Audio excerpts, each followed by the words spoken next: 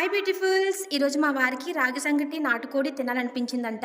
మనకు నాటుకోడి అవైలబుల్ గా లేదు కాబట్టి నేను బొంత చికెన్ తీసుకున్నాను. కొన్ని ఊళ్ళలో బండకోడి అని కూడా అంటారు. ముందుగా రైస్ ని ఉడికించేసి రైస్ ఉడికిన తర్వాత మనం రాగి పిండిని వేసుకొని కలపాలన్నమాట. తగినంత పిండి తగినంత సాల్ట్ ని వేసి కలిపేసుకోవాలి. ఆ తర్వాత నెయ్యిని యాడ్ చేసుకోవాలి.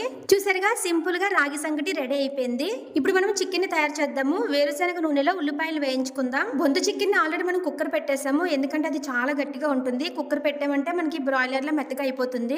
అల్లం వెల్లుల్లి పేస్ట్ టొమాటోను వేసి బాగా వేయించుకోవాలి. ఈ చికెన్ మన తూర్పుగోదావరి జిల్లాలో అయితే బొంత చికెన్ అంటారు, విశాఖ జిల్లాలో అయితే బండకోడి మాంసం అంటారు. మరింత రుచి కోసం మనం జీడిపప్పు పేస్ట్ అయితే యాడ్ చేస్తున్నాము. నేను నిజం చెప్తున్నాను, ఈ రాగి సంగటి అనేది రాగి పిండితో చేసిన ఐటమ్స్ ఇష్టపడే వాళ్ళకు మాత్రమే నచ్చుతుంది. చాలా బలమైన ఫుడ్, చాలా హెల్దీగా ఉంటారు. నాకు తెలిసినంత వరకు ఈ కాలం పిల్లలకైతే రాగి సంగటి అంతగా ఎక్కదు. ఎంతో పర్ఫెక్ట్ గా రాగి సంగటి కోడికూర రెడీ అయిపోయింది. చాలా టేస్టీగా ఉంది. Bye beautifuls.